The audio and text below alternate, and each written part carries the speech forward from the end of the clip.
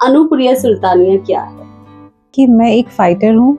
इसमें आपके आईज के पीछे स्कार आ गया है, centre part of the eyes में।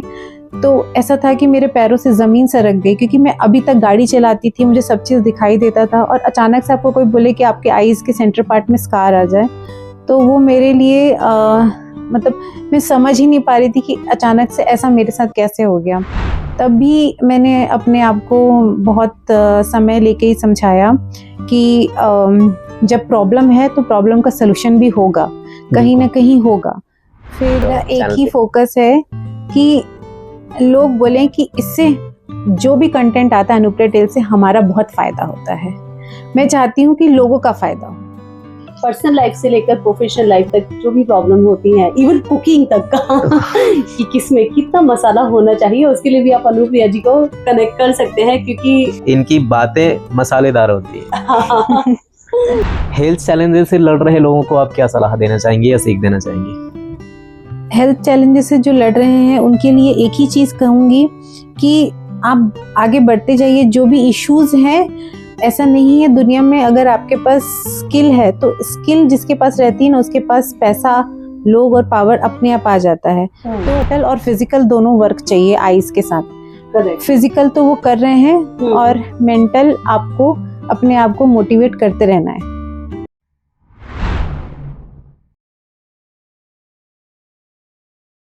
नमस्कार दोस्तों, मैं हूँ रीना और आप देख रहे हैं बातें तेरी मेरी विद रीना। जैसा कि आप लोगों को पता ही है कि हम स्टोरीज लेकर आते हैं, मोटिवेशनल इंस्पायरिंग स्टोरीज आपके साथ।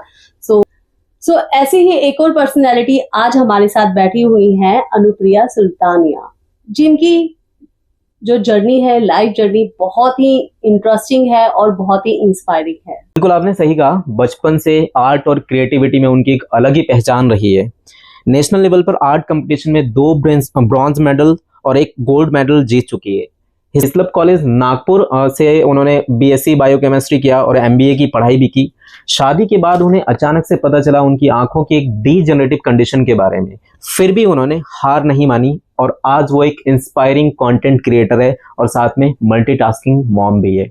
सो अनुप्रिया जी, बहुत बहुत स्वागत है आपका बातें तेरी मेरी विद रीना में, एक जहां पर हम आपकी जैसी ही इंस्पायरिंग स्टोरीज शेयर करते हैं।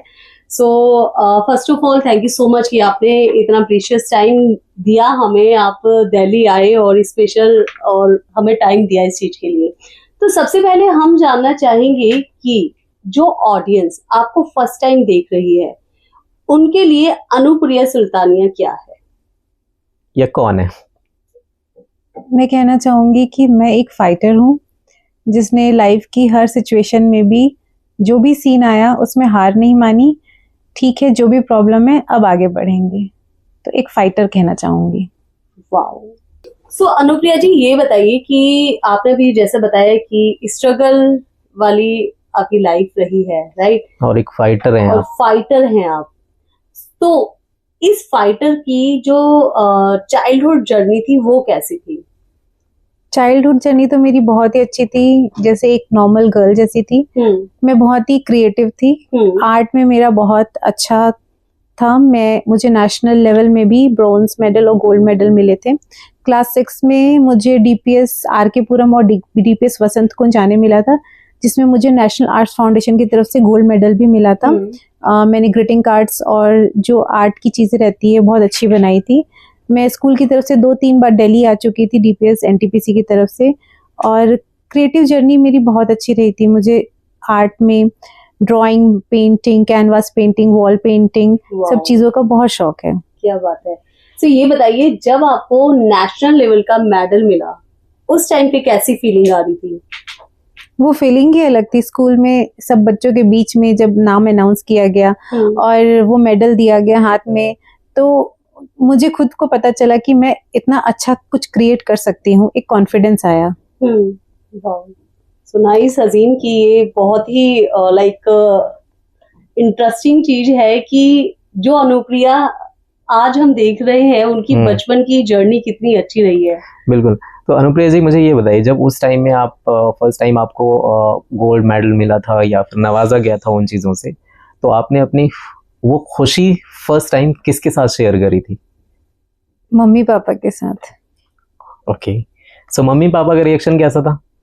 उनको खुद नहीं पता था कि मैं इतनी अच्छी ड्राइंग करती हूँ। उनको भी दूसरे लोगों से पता चला कि मैं बहुत अच्छी ड्राइंग पेंटिंग करती हूँ, तब उन्हें लगा कि हाँ, ये खुद से drawing, painting, art, 3D painting का चीजें ये बहुत अच्छा कर लेती है। तो जब आपने कंपटीशन के लिए फर्स्ट टाइम अप्लाई किया था तो पेरेंट्स को पता था या जस्ट? हाँ, पेरेंट्स को टीचर और मेरे फ्रेंड्स ने बताया कि ये पेंटिंग अनुप्रिया ने की है, और उनको पता ही नहीं था कि इतनी सुंदर पेंटिंग मेरी है करके।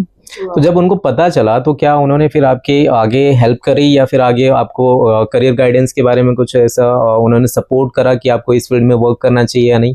जी, उन्होंने मेरा बहुत सपोर्ट किया। मेरे को जब भी स्कूल की तरफ से बाहर जाना होता था वो मुझे सपोर्ट करते थे, चाहे वो दिल्ली ही क्यों ना हो। वो उस समय की बात है, 2003 की बात है, तब भी मैं स्कूल से बाहर जाती थी और मुझे वो बहुत सपोर्ट करते थे। कोई भी फील्ड हो, मुझे हमेशा सपोर्ट करते थे। आपकी फेवरेट आर्ट कौन सी है? ऐसे तो उस समय हमने बहुत सारे आर्ट को एक्सप्लोर किया था, जैसे कि वॉल पेंटिंग है, कैनवास पेंटिंग है, ऑयल पेंटिंग है, बट मेरे को ज्यादा ऑयल पेंटिंग पसंद आती है। वो क्यों? क्योंकि मुझे उसमें मतलब एक चीजें रहती है कि थोड़ा देर में उसका कलर अलग निकल के आता है, और वो चीजें एक बहुत खूबसूरत रंग लेती हैं थोड़े समय बाद।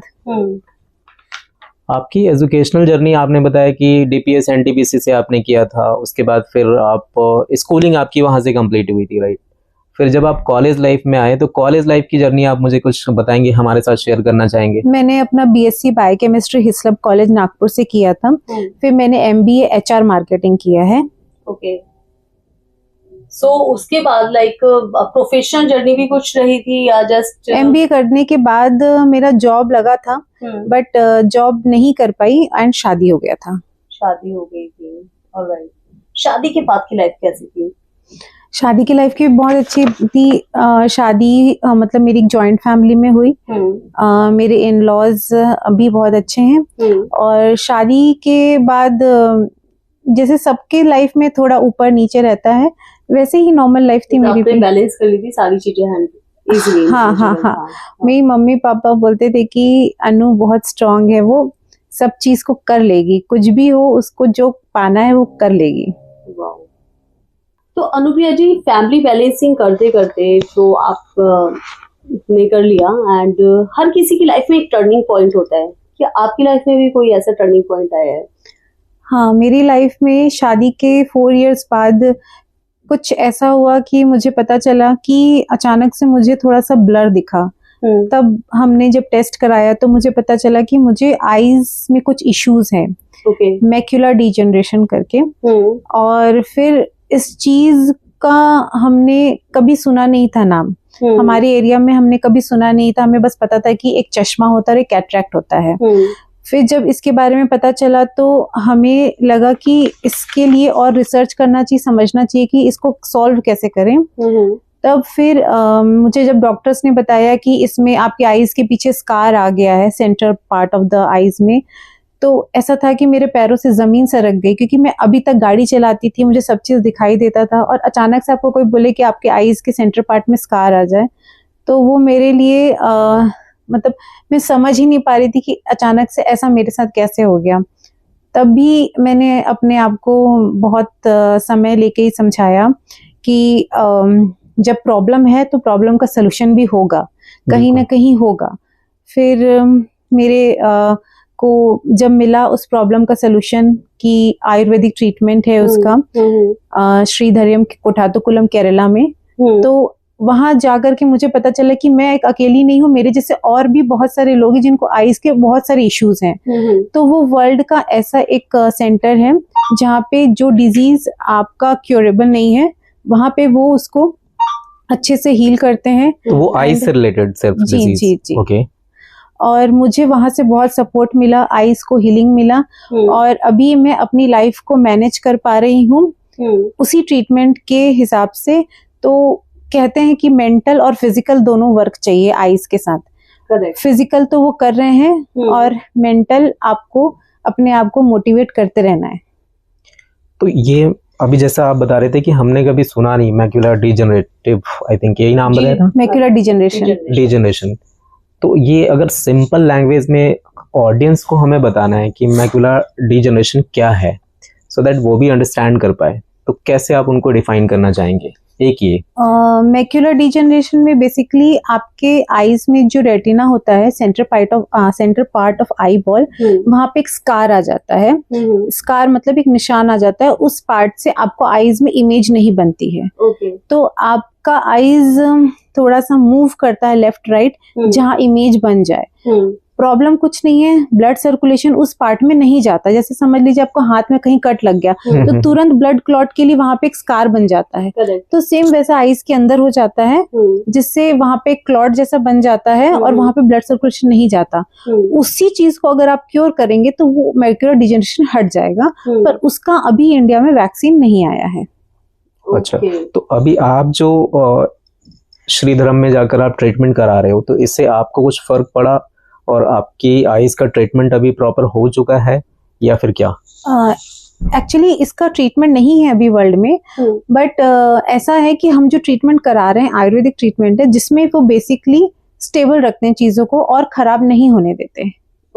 जैसे कि एक एप्पल है, एप्पल को जितना आप काट देंगे वो पार्ट ब्राउन हो गया, बट जो पार्ट आपने नहीं कट किया है उस पार्ट को फ्रेश रखने के लिए आप उसको हील करिए, उसको ट्रीटमेंट दीजिए, क्योर करिए, अच्छे से रखिए, तो बाकी पार्ट अच्छा रहेगा। तो जो आसपास के और नियर बाई पार्ट्स है वो खराब नहीं होंगे, तो वो अच्छे रहते हैं। तो इससे बेसिकली स्टेबल रहता है आइज।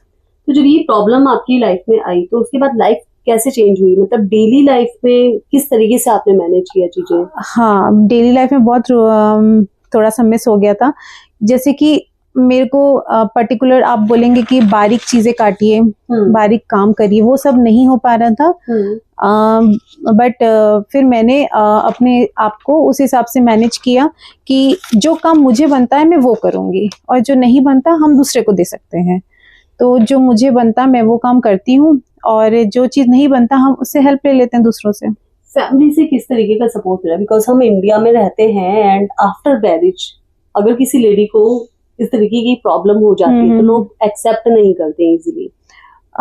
मैंने आपको बताया था, मैंने शादी से पहले MBA HR मार्केटिंग किया था और गाड़ी भी चलाती थी। मेरा जॉब भी लग गया था, बट मेरी शादी हो रहा था तो जॉब नहीं हुआ। तो आप ये समझिए मैं इतनी एजुकेटेड, इतनी मतलब सब चीज को बाहर जानने के लिए थी, बट जब ऐसा मुझे पता चला तो मैंने अपनी लाइफ को रीस्टार्ट किया। मैंने दोबारा से आइस की कंडीशन के साथ दोबारा से अपना सिस्टम को सीखी। मैंने दोबारा से कंप्यूटर स्टार्ट किया सीखना। मैंने दोबारा से मोबाइल को लर्न करना सीखा कि अगर आपको आईज में कोई कंडीशन हो जाए कि आपको कुछ भी नहीं दिख रहा है तो आप कैसे करेंगे। मैंने दोबारा से पढ़ना चालू किया कि विदाउट आईज भी आप कैसे मैनेज कर सकते हैं। नॉर्मल लोग 1 मिनट में करते हैं, हम 2 मिनट में करते हैं, बट अगर आपको वो तरीका ही नहीं पता होगा तो आप डिप्रेशन में चले जाएंगे। ऐसा बहुत सारे लोगों के साथ होता है। तो मैंने दोबारा से स्टार्ट किया। मेरे सर जो स्पेशल ट्यूटर हैं वो मुझे पढ़ाते हैं, मैं उनके साथ कोर्स करती हूँ। मैंने अपना कोर्स किया, फिर मैंने आगे स्टडीज की। अभी मैं अमेरिका की यूनिवर्सिटी से भी पढ़ाई कर रही हूँ। और मैं चाहती हूँ कि हर लेडीज या जो भी लोग हैं जिनको आइज का इश्यू है वो सोचें कि उनकी लाइफ में जो हो रहा है प्रॉब्लम नहीं है, वो एक लेसन है। आपकी लाइफ में आज खराब हुआ है तो आप समझिए इससे आपने क्या सीखा है। ये ना सीखिए कि, ये ना सोचिए कि ये क्यों हुआ, मेरे साथ क्यों हुआ। गॉड के सब बच्चे हैं और जो आपके साथ प्रॉब्लम हो रहा है उससे सीख के लेसन आगे बढ़िए। बैकलॉग नहीं रखना है, आगे बढ़ते जाना। ग्रोथ तो मेरा मेन फोकस ग्रोथ में है। तो आपने बिल्कुल जीरो से दोबारा स्टार्ट करा अपनी लाइफ को, देखा जाए तो, क्योंकि जैसे हम बचपन से ये चीज़ें सीख रहे होते हैं कि लाइक अल्फ़ाबेट सीखते हैं, फिर चीज़ें वैसे होता है, तब जाके हम पढ़ना शुरू करते हैं। आपको उस एज में आके शादी के 4 साल बाद आकर ये अचानक से प्रॉब्लम हुई, फिर वहाँ पे चीज़ें मैनेज करना आपने शुरू करा और वापस से ज़ीरो से शुरू करा। उस टाइम पे मुझे एक ऐसा वैलिड पॉइंट बताइए जो कि ऑडियंस जो इस टाइप से इशू फेस कर रही है, कोई दूसरे पर्सन, उनके लिए क्या सीख हो सकती है कि वो अगर सडन इस टाइप की कोई प्रॉब्लम आ जाए तो उस टाइम पे सबसे पहले क्या करना चाहिए, देन क्या करना चाहिए, और फैमिली को किस तरीके से ट्रीट करना चाहिए। 3 सवाल। उन्होंने बोला कि डिप्रेशन में चले जाते हैं, तो उस डिप्रेशन से कम आउट कैसे होंगे? बेसिकली मैं ये सोचती हूँ, इंडियन की लेडीज के लिए बोलना चाहूंगी कि जैसे कि बहुत सारे फैमिलीज में इंडिया में आज भी मेल डोमिनेंस है। हाँ बिल्कुल। ऐसा है कि अगर आपके घर में लेडीज को प्रॉब्लम हो जाए तो वो एक तो वैसे भी समझ नहीं पाएगी कि उसका सपोर्ट कौन कर रहा है, पीछे से कोई सपोर्ट नहीं, फिर ये हो जाएगा कि अब हम क्या करें। तो मैं ये कहना चाहूंगी कि सबसे पहले आप अपने लिए स्टैंड लें कि ठीक है, मुझे जरूरत है आगे बढ़ने के लिए, और आगे बढ़ने के लिए क्या स्टेप्स हैं, जैसे मैं आपको बताना चाहूंगी कि स्पेशल ट्यूटर्स होते हैं, जैसे कि मैं जिनसे पढ़ाई कर रही हूँ उनका नाम है अमित सर नेगी, वो देहरादून के हैं। मैं उनसे स्टडी कर रही हूँ, उनकी क्लासेस लेती हूँ। वो मुझे एक एक चीज, मतलब जीरो से लेके, आपको अगर कुछ नहीं दिख रहा है, आपको मोबिलिटी कैसे करना है, आपको नया एआई टूल सीखना है, आपको मेल करना है, आपको जेमिना, मतलब आपको कहीं जा रहे हो तो लोकेशन ट्रैक करना है, आपकी डेली लाइफ जो नॉर्मल लोग करते हैं ये सब करना है, तो आप उनसे क्लासेस लीजिए, समझिए, सीखिए, वो सब पढ़ाएंगे आपको। फिर दूसरी चीज, अगर घर का कुछ प्रॉब्लम है, घर को मैनेज करना है, तो आप उसके लिए ये समझिए कि आपको स्टैंड तो लेना ही पड़ेगा। अगर आपको कोई चीज की जरूरत है तो आपको फैमिली में बताना पड़ेगा कि मुझे इस चीज का डॉक्टर ने ऐसे बोला है और ऐसा जरूरत है। तो ये 2-3 चीजें हैं। और सबसे पहली बात मैं ये कहना चाहूंगी कि जो भी प्रॉब्लम आती है लाइफ में, उसको ये ना सोचे कि ये एक प्रॉब्लम है, ये सोचें कि इसको समझ के हमको आगे बढ़ना है और चमत्कार होंगे। आप जैसे हैं उसके साथ भी आप बहुत अच्छे से आगे बढ़ सकते हैं। सो बेसिकली सेल्फ मोटिवेटेड उस टाइम में रहना है, राइट? सो अभी ये तो रहा कि आपने खुद ही बता दे कि इमोशनली स्ट्रॉन्ग आप कैसे होती हैं। तो लाइफ में इतने बड़े उतार चढ़ाव के बाद कंटेंट क्रिएशन का आइडिया कहाँ से आया? इसके लिए मैं नीडा फाउंडेशन में जब गई थी तो मैंने एंटरप्रेन्योरशिप का प्रोग्राम किया। तो वहाँ मेरे को सर मिले, अजीम सर। इन्होंने ही मुझे मेंटरशिप दी, इन्होंने ही मुझे गाइड किया कि अनुप्रिया, आप जिस जगह हो में हो, जिस सिचुएशन में हो, आप एक कंटेंट क्रिएट कर सकते हो, क्योंकि आपको क्रिएटिविटी शुरू से थी। आप उसमें आप क्या कर सकते हो, आपका क्या टारगेट है, और मेरा था ही कि मैं अपने आप को एक्सपोज, मतलब लोगों को बताऊं कि मैं भी कुछ कर सकती हूँ और कुछ नया एक्सप्लोर करूँ। तो सर ने, अजीम सर ने मेरे साथ मिलके मेरा अनुप्रिया टेल्स चैनल को मुझे ओपन करवाया, और उन्होंने ही मुझे गाइड किया। जो भी कंटेंट, कभी मैं मिसगाइड हो जाती थी तब भी सर मुझे बोलते थे कि नहीं, आप कर सकते हो, आप करो, आपको कंसिस्टेंसी रखनी है। तो इसके लिए मैं क्रेडिट अजीम सर को देना चाहूंगी। So, दोस्तों देखा किस तरीके से अनुप्रिया जी ने अपनी कंटेंट क्रिएटर की जर्नी स्टार्ट करी। और अगर आप भी अपनी कंटेंट क्रिएशन की जर्नी स्टार्ट करना चाहते हैं तो वायरल मेकर 360 डिग्री को आप कनेक्ट कर सकते हैं। तो जो आपकी कंटेंट क्रिएशन जर्नी में बहुत हेल्प करेगा। कंटेंट क्रिएट करने से लेकर एसईओ तक का सारी चीजें आपको सिखाई जाएंगी और सर्विसेज भी आपको प्रोवाइड की जाएंगी। तो बेसिकली ये वायरल मेकर्स 360 पे हम end to end marketing support भी प्रोवाइड करते हैं और पर्सनल ब्रांडिंग बिल्ड करने पे भी हम हेल्प करते हैं। जैसा कि अभी इन्होंने बताया, मैं एक ट्रेनिंग प्रोवाइड कर रहा था डिजिटल मार्केटिंग की, तो उस ट्रेनिंग में मेरी ये एज ए स्टूडेंट थी। और वहाँ पे जब इन्होंने मुझसे कांटेक्ट करा मेरी ट्रेनिंग के बाद, तब मैंने पूरी इनकी पहले एनालिसिस करी कि ये किस टाइप से, किस फील्ड में एक्सपर्ट है। फिर हमने पूरी तरह से एनालाइज करने के बाद देन इनको गाइड किया कि ये किस फील्ड में कंटेंट बनाना शुरू करें। हालांकि आप इनको फॉलो कर सकते हैं। इनका जो कंटेंट होता है मिक्सड काइंड ऑफ कंटेंट होता है, लाइक मोटिवेशनल, इंस्पिरेशनल, प्लस आपको टेस्टी खाना बनाने के भी रेसिपी आपको उस चैनल पे मिलेंगी। तो आप प्लीज जाकर जरूर सब्सक्राइब कीजिए, फॉलो कीजिए अनुप्रिया टेल्स को फेसबुक, इंस्टाग्राम एंड यूट्यूब पर। वाओ। सो अनुप्रिया जी, कंटेंट क्रिएशन की जर्नी के बाद फर्स्ट वीडियो जब आपने बनाया उस टाइम पे कैसा फील हो रहा था? कुछ क्यूरियोसिटी थी, डर था, कैसा रिस्पॉन्स होगा? जब मेरा फर्स्ट वीडियो आया था तब मेरे फ्रेंड सर्कल के इतने सारे लोग थे जिन्होंने मुझे ये बोला कि अनुप्रिया तुम बहुत अच्छा बोलती हो, तुम्हारा आवाज बहुत अच्छा आता है, और तुम फर्स्ट टाइम आज उसमें बोल रही हो इंस्टाग्राम में, मतलब रिकॉर्ड कर रही हो वीडियोस, जो बहुत अच्छे लग रहे हैं, और बोला करो। और जब मैं थोड़े दिन तक वीडियोस डालने लग गई तब फिर वो बोलते थे कि अब तू रोज वीडियो डाल। अभी बीच में कभी 3-4 दिन मिस हो जाते तो बोलते थे अब वीडियो नहीं डाली। तो उनको भी मेरी वीडियो का क्रेज हो जाता था। तो अब बीइंग ए क्रिएटर अब कैसा फील होता है? अब ऐसा लगता है कि मैं सोचती हूँ कि हम जो कंटेंट क्रिएटर हैं, हम कंटेंट लोगों के फायदे के लिए कर रहे हैं, ताकि वो कुछ नया सीख सके। वो मनी ओरिएंटेड ना हो करके लोगों का फायदा, लोगों का सीखने का नया तरीका, कुछ नई चीजें जानना, मेरा फोकस ये रहता है। वाओ।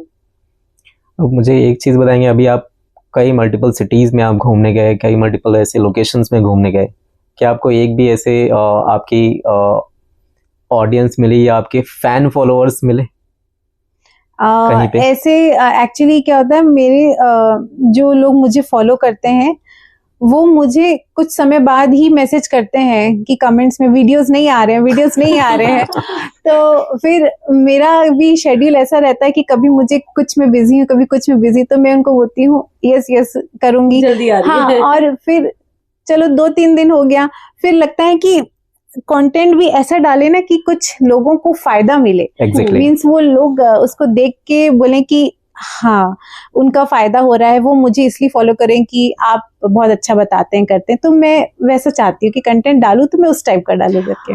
आने वाले टाइम पे अनुप्रिया टेल्स चैनल पे क्या क्या देखने को मिल सकता है ऑडियंस को? और अभी तो आप इंस्पिरेशनल, मोटिवेशनल और अमेजिंग रेसिपी भी आप बताते हैं ऑडियंस को या शेयर करते हैं ऑडियंस के साथ।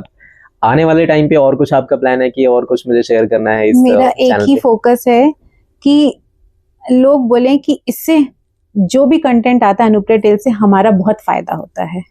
मैं चाहती हूँ कि लोगों का फायदा हो, मेरे थ्रू जो भी नया चीज जाए, जो भी नया आइडिया जाए, उससे लोगों का फायदा हो।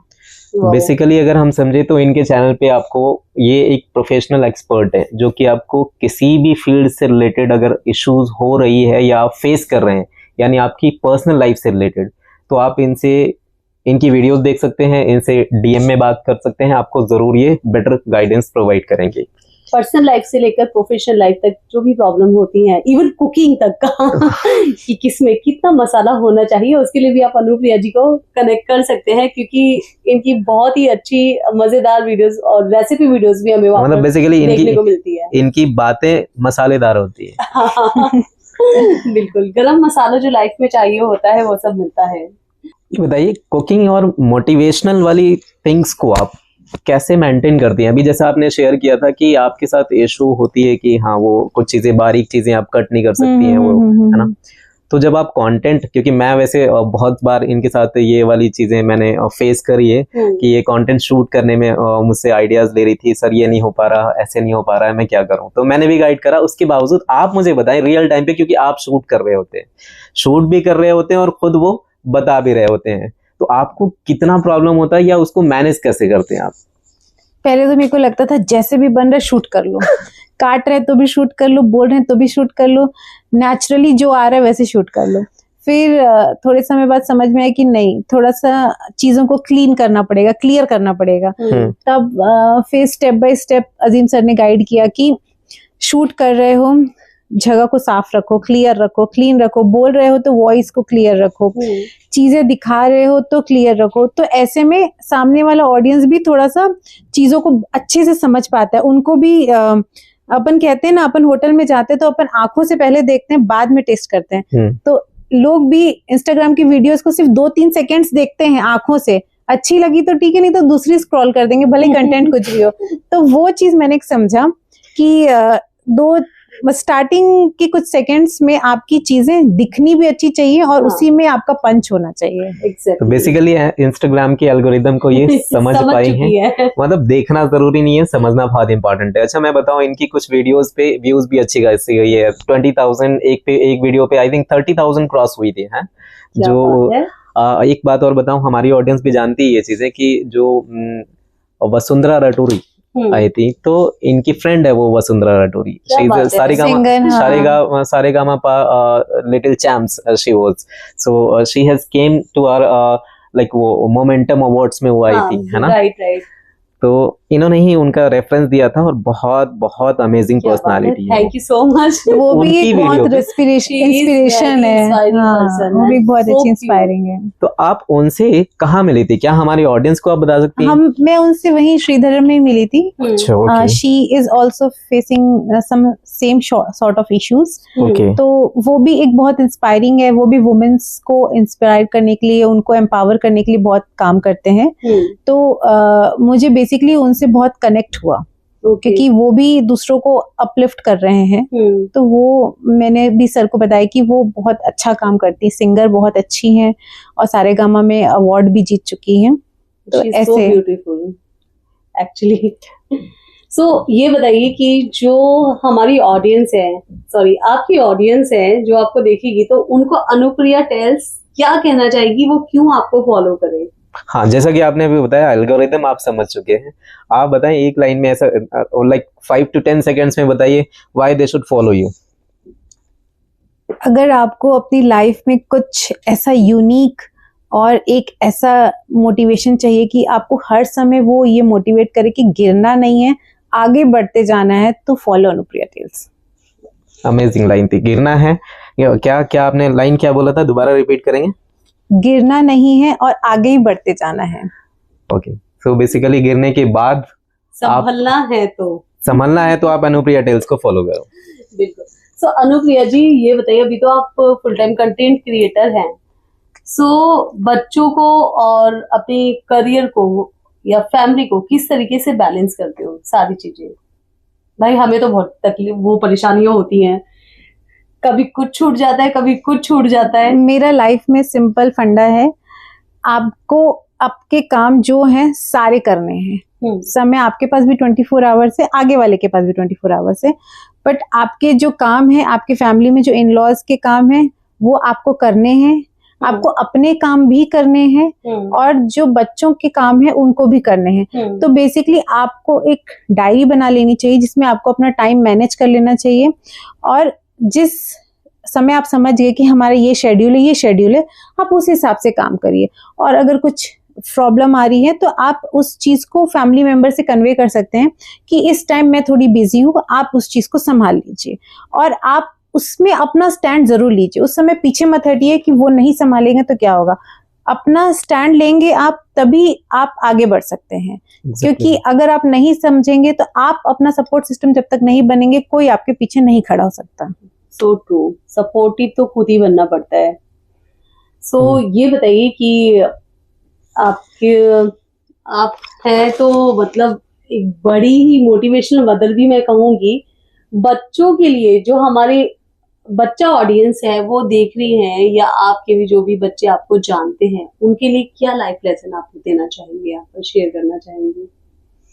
बच्चों के लिए बेसिकली ये कहूंगी कि नेचर को एंजॉय करिए, बहुत अच्छे से अपना खेलिए और अपना एक गोल बनाइए। उस गोल को अचीव करने के लिए आप अपने पेरेंट्स से गाइडलाइन लीजिए, उनसे बेहतर कोई नहीं गाइड करेगा। और यही बच्चों का टाइम होता है गोल बनाने का, जिसको वो फ्यूचर में फॉलो कर सकते हैं। कहते हैं ना, आम का पेड़ लगाएंगे तो बाद में आम ही मिलेंगे, और कुछ ऐसे पेड़ लगा देंगे तो बाद में वही खराब चीज मिलेगी। तो अभी समय है, आम का बीज बो लीजिए। अच्छा, ये मैं थोड़ा सा टॉपिक से हट के बातें करना चाह रहा हूँ मैं आपसे कि ये तो बात होगी, हाँ ठीक है बच्चों को, लेकिन बच्चों, जब हम खुद भी बच्चे थे तो उस लाइफ में जब हम रहते हैं, या बच्चे हैं जो अभी, उनको फ्यूचर की चिंता नहीं होती है। उनको प्रेजेंट जब जिस चीज में मस्ती दिख रहा होता है वो मस्ती ही दिख रही होती है और कुछ नहीं दिख रहा होता है। बेसिकली उस टाइम पे जो कॉन्शियस होना चाहिए वो पेरेंट्स को होना चाहिए। पेरेंट्स को क्या सजेशन दे रहे हैं आप, क्योंकि आप मल्टीटास्किंग वुमेन भी हैं, एक मदर भी हैं, प्लस आप कंटेंट क्रिएटर भी हैं। इन सारी चीजों को आप मैनेज कर रहे हैं, बहुत स्मार्टली मैनेज कर रहे हैं। आपने जैसे बताया शेड्यूल आप क्रिएट करते हो, प्लस क्या आप खुद के लिए स्टैंड लेते हो। बट कई सारी ऐसी फैमिली है जहां पे विमेन स्टैंड नहीं ले पा रही। How they should deal with that? Basically women's के साथ ना ये प्रॉब्लम है कि वो अगर किसी ने कुछ बोल दिया तो ठीक है बोल के अपना जो बात है ना वो भी नहीं रख पाती है सामने वाले के, कि मैं ये चाहती हूँ करना या मैं ये चाहती हूँ करना। तो उस चीज के लिए ना सबसे पहले उनको ना अपने आप को ना सेल्फ अपने ऊपर वर्क करना पड़ेगा। अपने ऊपर वर्क करना मतलब उनको ये समझना पड़ेगा कि वो अपनी जिंदगी में क्या चाहती हैं। अगर उसको सिर्फ एक हाउसवाइफ बन के रहना है तो फिर कोई डिस्टरबेंस नहीं है, वो वैसे भी है। अगर आपको कुछ आगे बढ़ना है, आपका गोल है, बच्चों के साथ हो चाहे बड़ों के साथ है, आप एक गोल सेट कर लीजिए कि अब मुझे सेट है, अब उसके ऊपर स्टार्ट कर लीजिए काम। सो अनुप्रिया जी ये बताइए कि डिसेबिलिटी और माइंडसेट, इसके ऊपर आपकी क्या सोच है? डिसेबिलिटी एक फिजिकल फीचर है जो आपको बाहर से आता है, और माइंडसेट आपका इंटरनल पीस है जो आप खुद स्टेबल रख सकते हैं। तो आपको अलग अलग चीजें हैं, आपको माइंड स्टेबल रखना होगा, और डिसेबिलिटी के लिए आपको उसको ठीक कैसे करना है उसके लिए सोचना होगा। लाइफ का सबसे बड़ा लेसन? लाइफ का हर सिचुएशन एक लेसन ही है जिसको आपको पढ़ करके समझ करके आगे बढ़ना है, रुकना नहीं है। आपकी लाइफ का सबसे बड़ा लेसन क्या रहा? मेरी लाइफ में मैंने कभी नहीं सोचा था कि मुझे ये प्रॉब्लम्स आएंगी, आईज का डिजेनरेटिव इश्यूज, बट वो आया। उसके बाद मैंने ये खुद रियलाइज किया कि मैं रुकी नहीं, मैंने आगे पढ़ा, मैंने फिर से स्टार्ट किया पढ़ाई करना, और मैं अब ऐसा है कि मुझे किसी के सपोर्ट की जरूरत नहीं है। मैं खुद सेल्फ अपना जाना आना, मोबिलिटी, अपना एआई सिस्टम, अपने टेक्निक्स, टेक्नोलॉजी सबसे जुड़ी हुई हूँ और अपना काम सेल्फ कर लेती हूँ। वाह। तो ये बताएं, आप उस 18 साल की अनुप्रिया को अगर कोई लेसन आपको सिखानी हो, इस टाइम की अनुप्रिया को, तो आप क्या सिखाएंगे उस टाइम वाली अनुप्रिया को? अगर ऐसा है कि 18 साल वाली अनुप्रिया को कुछ सिखाना है तो मैं बोलूंगी कि लाइफ इज अ लेसन। हर दिन एक लेसन है जिसको आपको समझ के आगे बढ़ना है, रुकना नहीं है। अनुप्रिया जी एक चीज पूछना चाहूंगी कि जैसे कि आपको पसंद थी कलरिंग करना, पेंटिंग, ड्राइंग, आर्ट वगैरह, उस टाइम पे पूरी लाइफ बहुत ही कलरफुल थी, अचानक से वो ब्लर हो गए कलर्स। वो जो सिचुएशन थी उस टाइम को, मतलब कितना टाइम आपको लगा अपने आप को हील करने में? जब मुझे पता चला कि मुझे कुछ ऐसे सर्टेन इश्यूज हैं, डिजेनरेटिव इश्यूज, तो मुझे बहुत ही समझ नहीं आया कि ऐसा मेरे साथ ही क्यों हुआ है, मुझे ही क्यों हुआ है। बट फिर थोड़े समय बाद मुझे फैमिली में ही समझाया गया कि अनु तू कर सकती है। वो कहते हैं ना कि विचारों की शक्ति होती है, आपके पास भगवान कितनी भी परेशानी भेजे, आप डट के खड़े रहो कि आज अब परेशानी मेरे पास है शक्ति, मैं धीरे धीरे करके ही ट्राई करके, धीरे धीरे ही, एक दिन में तो सब नहीं हो सकता, धीरे धीरे करके हम आगे बढ़ सकते हैं।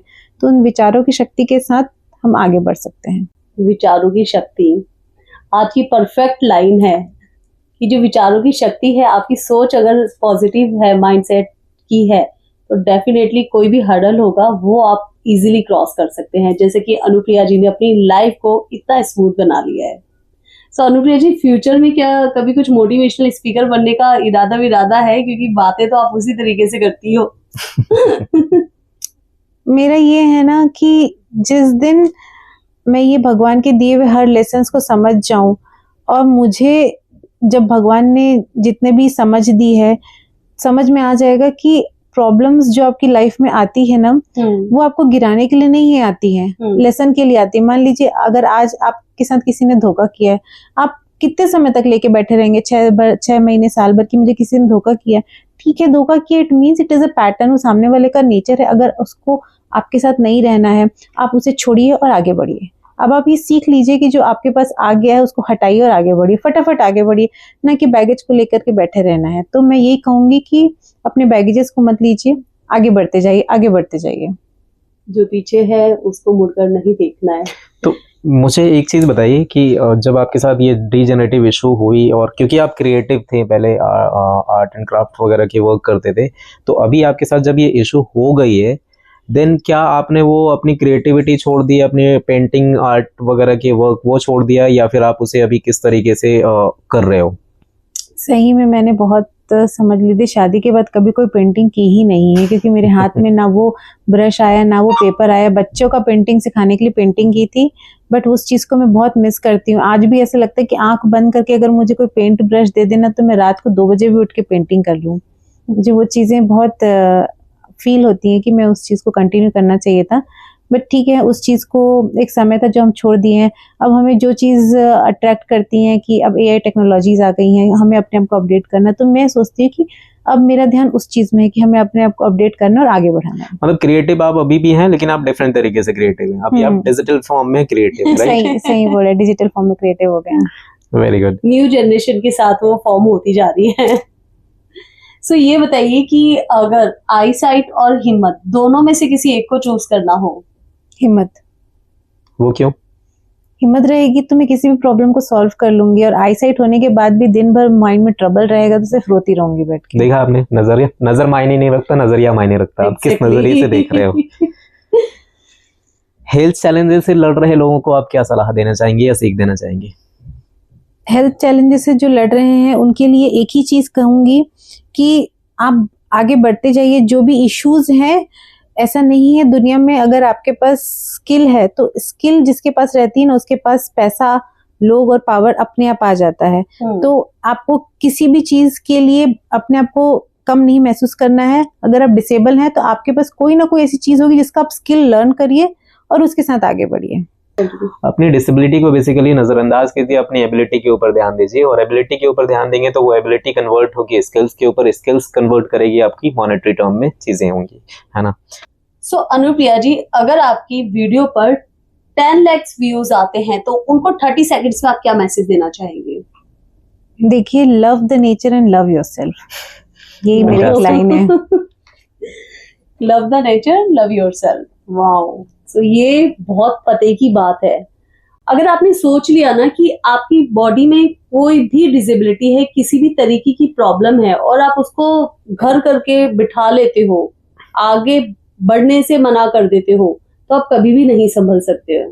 तो सबसे बड़ी बात यह है कि गिरना गलत बात नहीं है, गिर के उठना और हार मान लेना वो गलत होता है। तो अगर आपको भी अपनी लाइफ में ऐसे ही मोटिवेटेड और स्मूथ लाइफ करनी है तो आपको इसी तरीके की मोटिवेशनल लोगों को कनेक्ट करना होगा, जैसे कि अनुप्रिया टेल्स। तो आपकी लाइफ में कभी भी कोई भी प्रॉब्लम आती है किसी भी तरीके की, तो अनुप्रिया टेल्स पर आप उनको डायरेक्टली कनेक्ट कर सकते हैं एंड आपको बहुत कुछ जानने का और बहुत कुछ सीखने का मौका मिलेगा।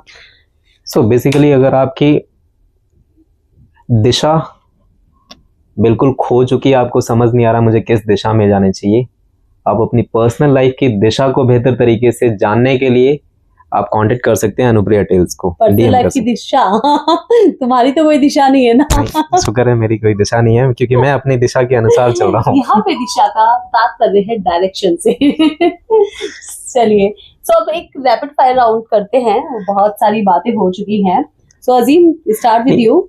रैपिड फायर बातें करने से पहले मैं बताऊंगा ये इस ओवरऑल बातों की समरी वो ये मुझे समझ आई कि बोलते हैं कि अभी अनुप्रिया की सारी बातें मैं समझ रहा था, समझने की कोशिश कर रहा था पूरी तरह से, और आई होप ऑडियंस भी बहुत अच्छी तरह से उनको को रिलेट कर पाई।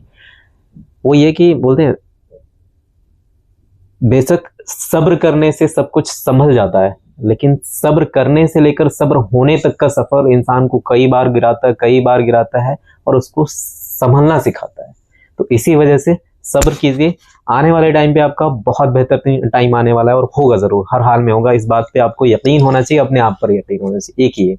सेकंड ये कि when you start loving yourself then the world will recognize you, but if you stop या if you hide yourself कि एक्चुअल रियलिटी जो आपकी या एक्चुअल पर्सनालिटी जो है आपकी, वो अगर आप हाइड करोगे तो दुनिया आपको पहचान नहीं पाएगी। जैसे अनुप्रिया ने उस कंडीशन के साथ जीना सीखा, फिर उसके हिसाब से रीस्टार्ट करा उसने अपनी लाइफ को। आज देखो वो बेटर लाइफ स्टाइल जी रही है, एक कंटेंट क्रिएटर भी है, एक मल्टीटास्किंग मम्मा भी है, और एक यूं कह सकते हैं कि एक्सपर्ट गाइडर भी है अब तो, है ना? एग्जैक्टली, और अपनी फैमिली को इतने अच्छे से मैनेज कर रही है। So I seriously hats off to you Anupriya ji. मैं नहीं कर पाती हूँ। मुझे भी खुद पर्सनली आपसे बहुत कुछ सीखने का आज मौका मिला है, एंड आई विश कि आपकी लाइफ ऐसे ही अच्छी और बेटर वे में चलती रहे, और बहुत ही अच्छे आप कंटेंट क्रिएटर मिले, और आपकी इस वाली वीडियो पर 10 लाख व्यूज आए। बहुत एक शायरी के अंदाज में मैं बताना चाहूंगा इस समरी को। बहुत मुश्किल होता है उस शख्स को गिराना जिनको चलना ठोकरों ने सिखाया हो या फिर जिंदगी ने सिखाया हो। वाह, क्या बात है। सो चलिए इसी के साथ कंटिन्यू करते हैं अपना rapid fire round. Anupriya ji ये बताएं, आप आर्ट या कैमरा क्या चुनेंगे? कैमरा। फूड या रेस्टोरेंट? फूड। होम फूड या restaurant? Home food. Good. Instagram या यूट्यूब? इंस्टाग्राम। टी या कॉफी? कॉफी। सक्सेस या पीस? पीस। फैमिली या फेम? फैमिली। एक वर्ड जो आपको डिफाइन करता है? Fighter. Wow. Yes. So Anupriya ji, thank you so much. आपके साथ कन्वर्सेशन करके, बातें करके हमें बहुत मजा आया और बहुत कुछ सीखने का मौका मिला। एंड जब अजीम और अजीम की शायरी हमारे साथ बैठी हो तो हमारी जो पॉडकास्ट की माहौल होता है बिल्कुल ही चेंज हो जाता है। Thank you. So I hope कि आज का पॉडकास्ट देखकर हमारी बहुत सारी व्यूअर्स ऐसी होंगी जो बहुत मोटिवेट हुई होंगी एंड बहुत ही इंस्पिरेशनल कॉन्वर्सेशन आज की रही। सो दोस्तों, ऐसी ही और भी स्टोरीज हम लोग आपके साथ लेकर आते रहेंगे, तो stay tune with us and channel को फॉलो करते रहिए। बाकी की बातें अजीम बोलेंगे। अगर एपिसोड आपको पसंद आया हो तो लाइक, शेयर और सब्सक्राइब जरूर कर लीजिएगा। और ऐसे ही प्रोफेशनल पॉडकास्ट जहां पर हमने नाम भी इसलिए दिया है बातें तेरी मेरी, बिना फिल्टर किए हुए बातें बताएंगे हम आपको। जो भी आपकी रियलिस्टिक स्टोरी होगी वो हम जनता के सामने या यूं समझिए ऑडियंस के सामने हम पेश करेंगे, और ऑडियंस के लिए क्या बेटर हो सकता है वो हम जरूर करने की कोशिश करेंगे। और साथ में आपके पास भी ऐसी ही इंस्पायरिंग स्टोरी है तो आप हमें कनेक्ट कर सकते हैं, हमें डीएम कर सकते हैं, तो जल्दी आपकी स्टोरी भी हमारे पॉडकास्ट चैनल पर पब्लिश होगी। सो मिलते हैं हमारे नेक्स्ट पॉडकास्ट में। तब तक के लिए स्टे हैप्पी, खुश रहिए और खुशियां बांटते रहिए और ऐसे ही मोटिवेट होते रहिए और हमें भी मोटिवेट करते रहिए। लाइक, शेयर एंड सब्सक्राइब कर मिलते हैं हमारे नेक्स्ट एपिसोड में। तब तक के लिए नमस्कार।